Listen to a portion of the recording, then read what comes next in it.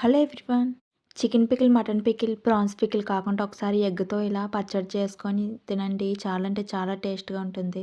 దీని ప్రాసెస్ ఎలానో ఈ వీడియోలో చూద్దాం. ముందుగా ఒక గిన్నెలోన సాల్టు, హాఫ్ టీ స్పూన్ కారం, 4 కోడిగుడ్లు పగలగొట్టుకొని మొత్తం మిక్స్ అయ్యేలాగా కలుపుకోవాలి. ప్యాన్ పెట్టుకొని ప్యాన్‌లోన ముందుగా పెట్టుకున్న కోడిగుడ్డు మిశ్రమాన్ని 15 నిమిషాల పాటు ఉడికించుకోవాలి. అలా ఉడికిన తర్వాత ఇలా చిన్న చిన్న ముక్కలుగా కోసుకోవాలి. చూడండి ఎంత స్పాంజీగా ఉందో.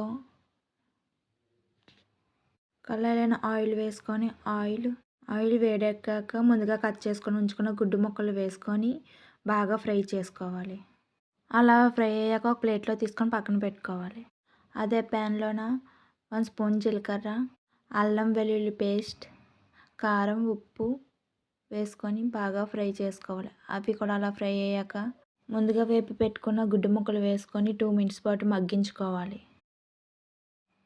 నిమ్మరసం వేసుకొని ఒకసారి బాగా కలుపుకుంటే ఎంతో టేస్టీ అయిన